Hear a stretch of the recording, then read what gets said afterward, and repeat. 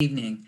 Thank you for joining us. It's a great night where we will be together for a little while to honor the heroes and heroines of access to justice in 2020, especially here in the 3rd Judicial District.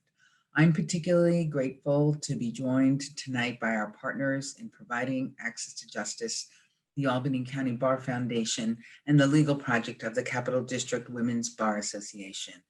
I'm Lillian Moy, and here at the Legal Aid Society of Northeastern New York, and all of us, I bet, in the audience, know exactly why 2020 required all of us to step up.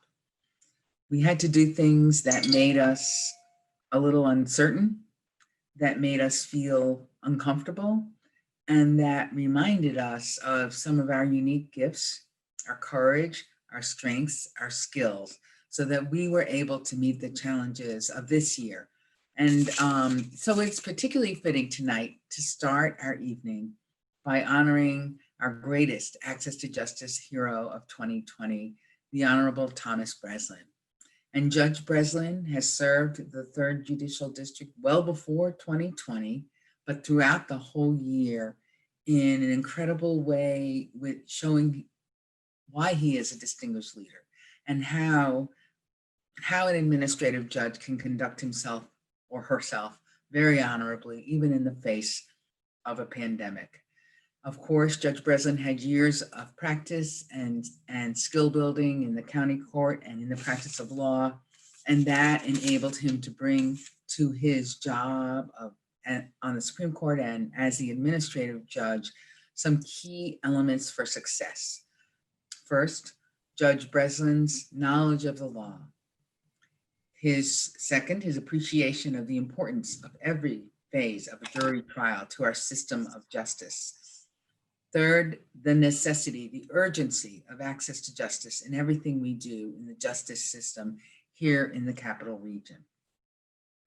Whether it was in the face of newer challenges thrown his way, alternative dispute resolution, access to justice in a pandemic, or through his historic commitment to maintaining early access to justice initiatives such as the Assigned Counsel Program, Judge Breslin showed us over and over again how to bring access to justice home to residents and jurists of the 3rd Judicial District.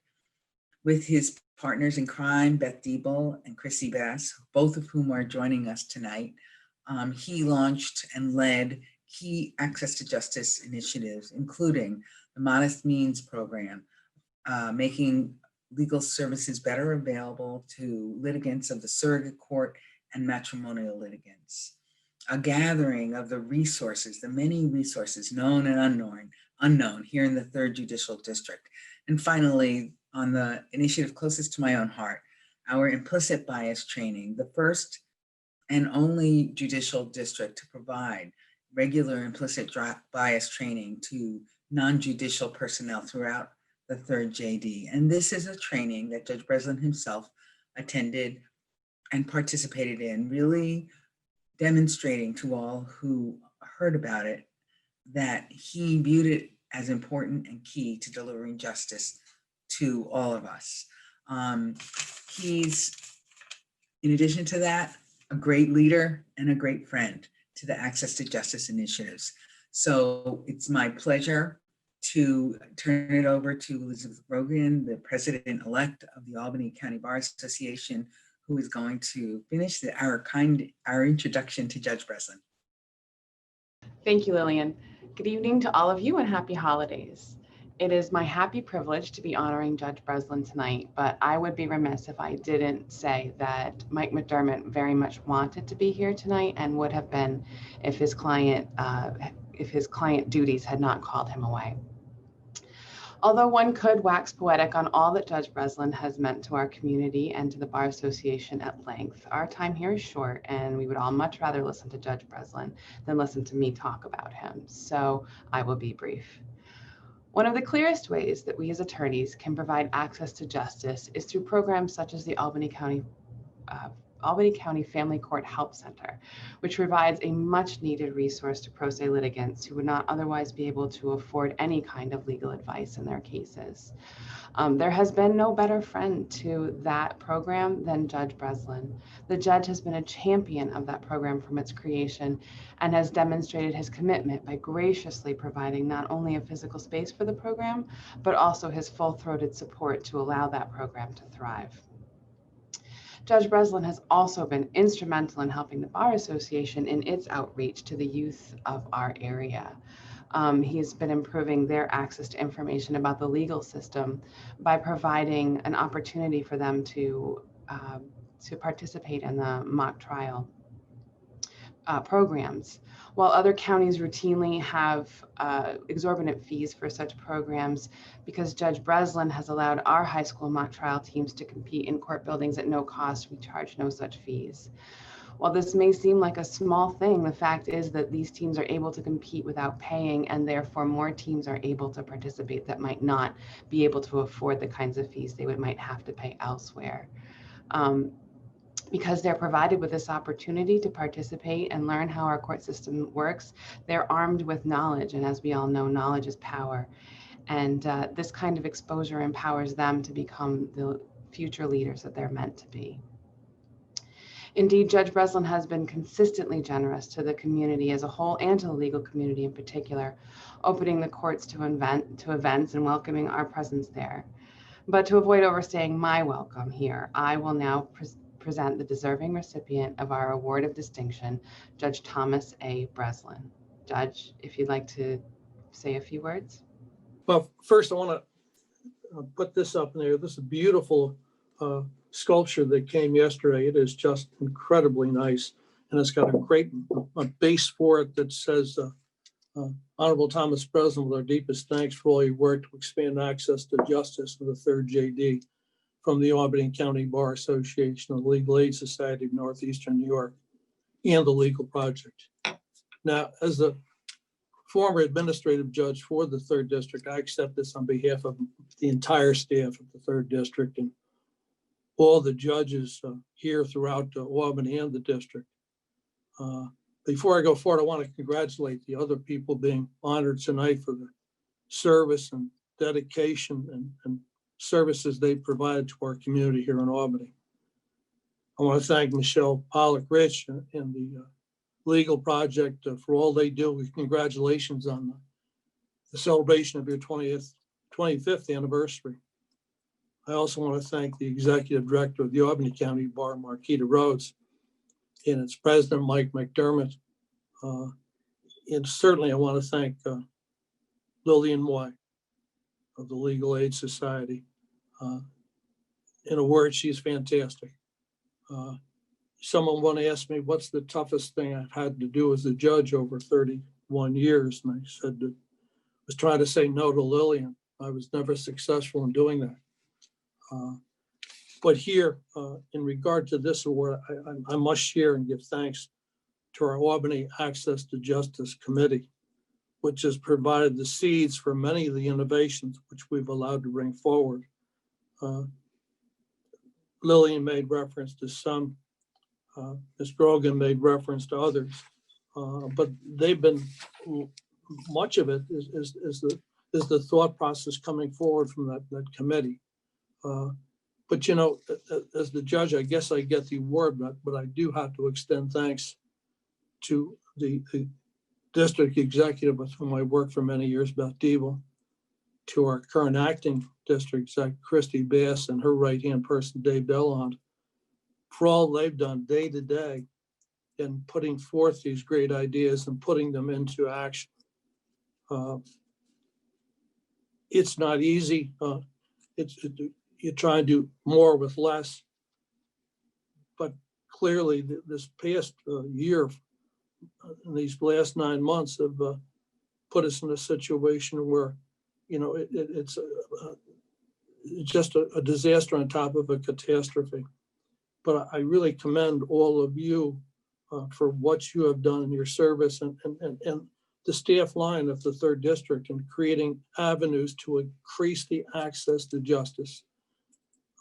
I was so happy, Lillian, that you made reference to my dedication to moving forward in terms of what we face with implicit bias throughout all our systems, including our court system. And to deny it would be to deny reality. It is a commitment that I made and I know will be carried forward, and it's critical to the underlying mission and message of the courts. With that, again, thank you for this award. And I'm not trying to be, whatever, but I do want to say I accept this on behalf of all the people with whom I worked at the district. And I also want to share my optimism for the future. My successor, Judge Conley, is a smart, passionate, compassionate judge. And I know he's going to continue the direction we've sought as a path to move forward. And I know he's just going to do a fantastic job. And each of you should look forward to working with him. Again, I'm humbled and honored by this award. I will cherish it forever. And thank you so very, very much. Judge, I want to thank you again for all you've done to promote the flame of justice here in the 3rd JD. And I'm glad to see you, even if it's only on the screen. So I hope you're doing great and well, and thanks so much for joining us tonight. I think I'm now supposed to hand the mic over to my colleague, Victoria Esposito, who is the Advocacy Director at the Legal Aid Society and has been overseeing our private attorney involvement department during this year, the pandemic in particular. So Victoria? Thanks, Lil. And Judge Breslin, congratulations. And the other awardees, congratulations to you also. Thank you so much for being here tonight. So as you've heard, there are people here tonight from every kind of legal practice and every sector. People from legal services, people from bar associations, those from academe, private practice, public interest, and the courts. And we do somewhat operate in different ways in disparate worlds, but every single one of us over the last months and during the pandemic has had one question, really. In the world as it is right now, how can I continue to serve others?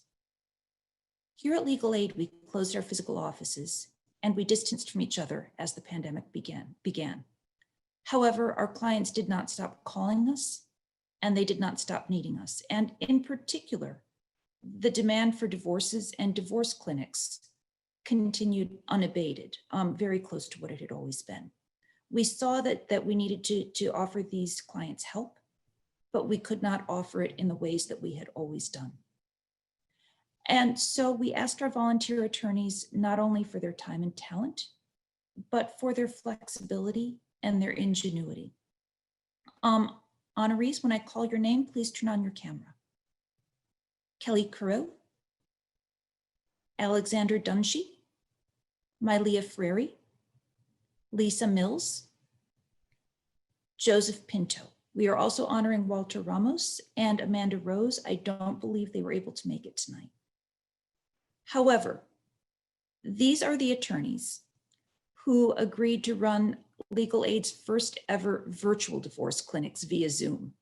It was a learning process for them and for us, but these volunteers were willing to adapt to the demands of the pandemic and to the vagaries of technology, quite honestly, because they understood the importance of this service to our clients and they understood the great need for this service. We want to, they did not hesitate to step forward to help these clients under radically different circumstances and in radically different ways than we might have expected a year ago. We are profoundly grateful for their continued service, and we are delighted to have the opportunity to honor them tonight. Thanks to all of you for your time and creativity on behalf of Legal Aid, and most especially on behalf of the many clients you have helped. I'd just like to leave the awardees on the screen for one moment so that they can be thanked and appreciated. And if you're a PAI volunteer and you don't have your camera on, please do so now. We do want to see you. We do want to applaud you as we would in person. Thank you. And I'm told that they cannot see the awardees. I'm going to mute myself. You just have to scroll to, oh, because they're not speaking. That's why. Because they're not speaking. Alex, there you go, are. Alex, yeah. Jen, can you spotlight them? There we go. Thank you. Thank you. And Kelly, thank you so much. And Lisa, thank you so much. Mhm. Myleah Frary, thank you so much. It's great to see you again. Myleah used to be the director of our PAI program, and she's walking the talk. And Joe, can you spotlight Joe, Jen? She can do it, Jen. You could do it, Jen. Or Joe, well, if you say something, actually, I think that it will pick you up.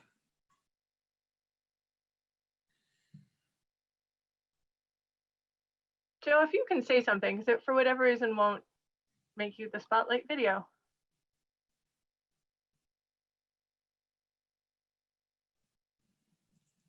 I do not know why. I apologize. Okay, well,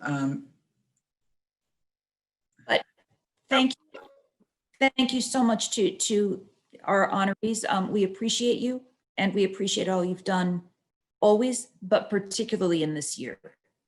Thank you. And if I could ask you to turn off your cameras now.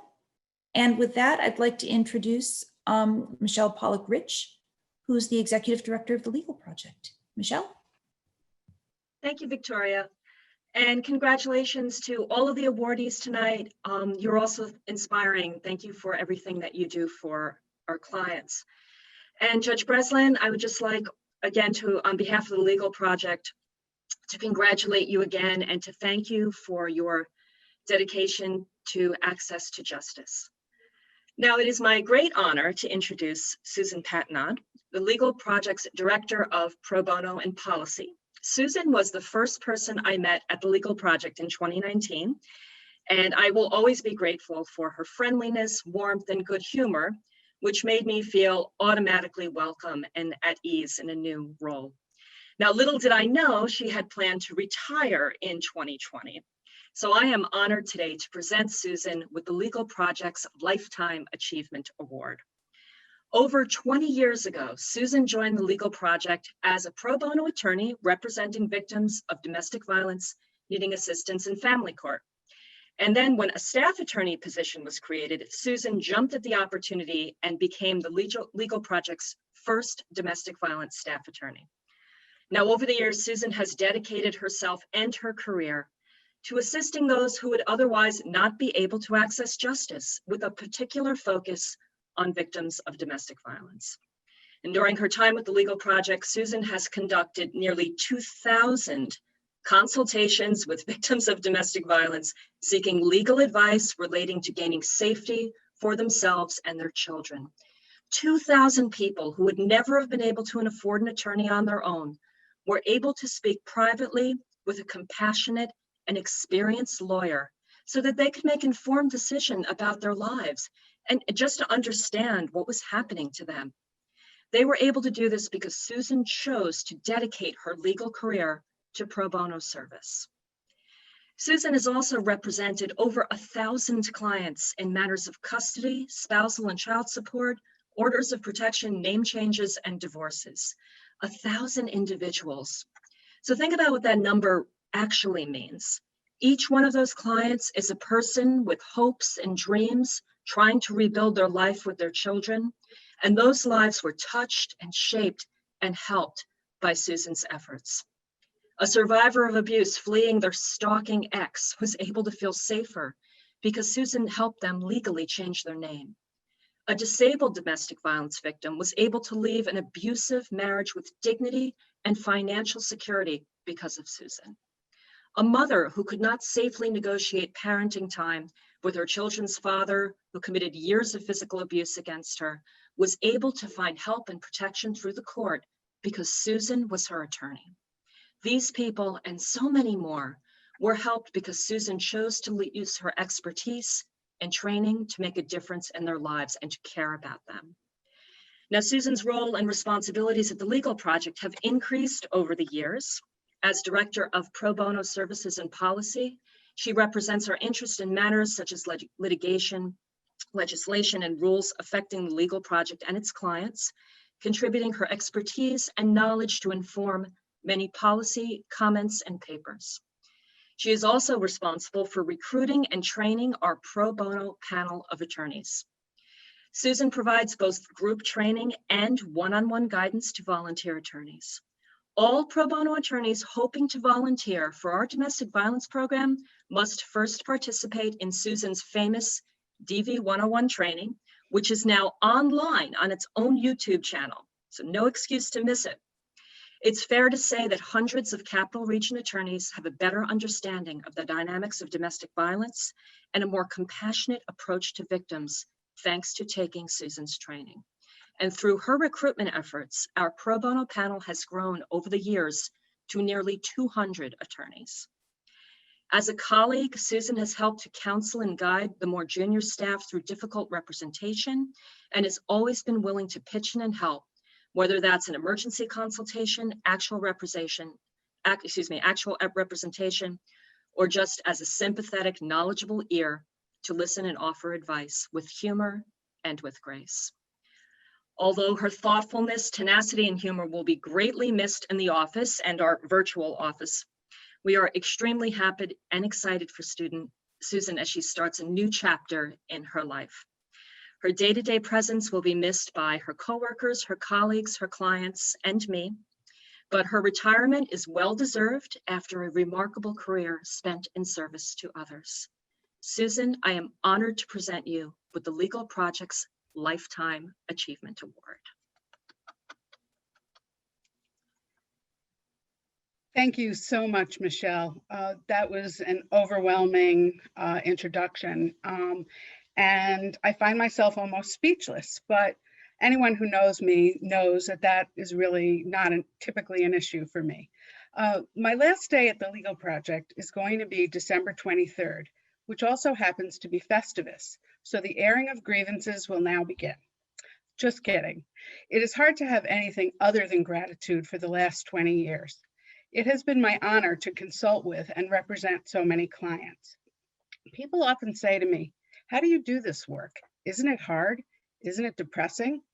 It certainly has had its challenging moments, but I have never failed to be awed by the strength of my clients who have had to overcome so many challenges themselves to achieve safety for themselves and their children. If I played even a small part in helping them achieve safety and independence, that has been reward enough. As I transitioned away from representation and into directing our pro bono program, I have been constantly impressed by the willingness of so many of you to use your time and talents to help the members of our community who often have no other way to access representation. In a profession that is often marked by competition and contentiousness, I have been truly blessed to see the best of our profession and to work with such supportive colleagues. There aren't many workplaces that let you drop everything and be suddenly gone for over a month for a family emergency, not only without batting an eyelash, but staying in touch daily to see how they could continue to support me. Speaking of colleagues, I have had the pleasure of working with and learning from too many to mention everyone by name, including adversaries, judges, and coworkers. But I must single out a few for thanks. First, thank you to Michele Pollock-Rich for this very special award and that awesome introduction. It is much appreciated. Thank you to Wendy Durand and Jaya Connors, who took a chance on me 20 years ago when I came from an energy law background, having only ever taken one domestic violence case as a volunteer. Thank you to Lisa Frisch, who was the executive director for 15 of my 20 years, and who I count among my special friends, and whose compassion and hustle on behalf of the traditionally underserved set a very high bar for the rest of us. Thank you to Carla Brogach, Katie Weinberg, and Jody Koenig, whose work on behalf of our clients has always been a shining example of what public interest means. Many thanks to Rose Porter, Margie Sheehan, and Jessica Lennon for participating in the most fun Halloween costume ever last year. And a special thanks to my dear friend Jess, who I have seen blossom and grow from a recent college graduate into the hardworking, passionate professional we all know today. I will miss the sound of her feet quickly stomping down the hallway with determination. We have shared many laughs and tears over the years, and I know that will continue. Lawyer disclaimer here. Failure to mention any particular name does not constitute a failure to thank them. I also want to thank my family for their continued support. My father, Carl, who has made an annual donation in my honor, my husband, Greg, who has volunteered at our events and has recorded and edited many of our trainings, and who loves to remind me how I have referred to every opposing party by the same name. I don't want to say that name here, so I'll just say it starts with an F and ends with Hole. I must also thank my children, Kate and Andrew, who were young children when I started and are both now adults, who I not only love, but who I like and admire a lot. I will end by saying that the Legal Project has been more than a job or even a career to me. It has been my family for the last 20 years. I love you dearly and will miss you all, but you will be forever in my heart. Thank you.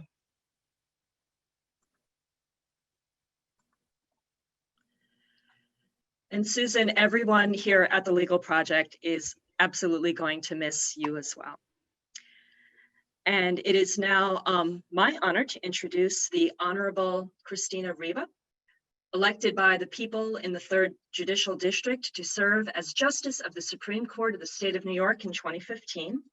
Prior to beginning her term in 2016, she held various positions in the court system for the Office of Court Administration and in the New York State Supreme Court 3rd Department Appellate Division, including Special Projects Counsel to the Deputy Chief Administrative Judge for courts outside of New York City and Special Projects Counsel to the Presiding Justice of the Appellate Division 3rd Department.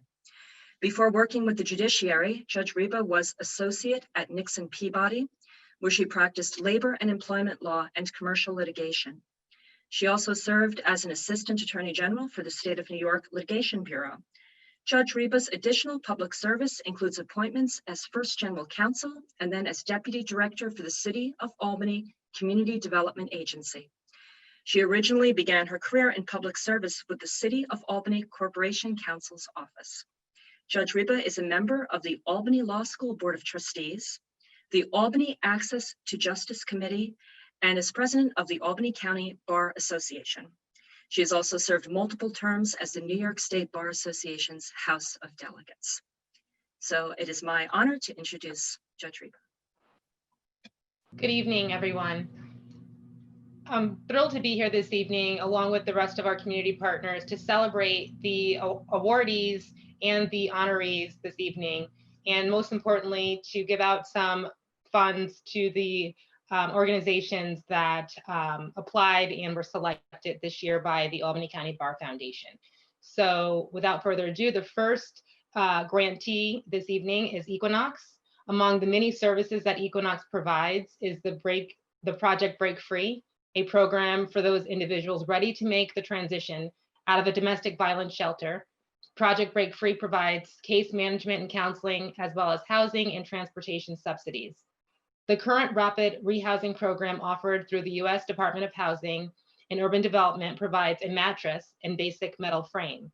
This grant will allow Equinox to provide assistance to survivors with purchasing needed household items and furniture when transitioning out of shelter to safe permanent housing. It is my honor to award Equinox with an Albany County Bar Foundation grant in the amount of $5,000 to purchase items such as kitchenware, shower curtains, dressers, tables, lamps, window treatments, microwaves, empowering victims of domestic violence to take charge of their lives in a new, safe, and non-violent setting. Our second grantee is In Our Own Voices. In Our Own Voices provides emergency supportive services for lesbian, gay, bisexual, and transgender individuals and families impacted by domestic violence and/or sexual assault.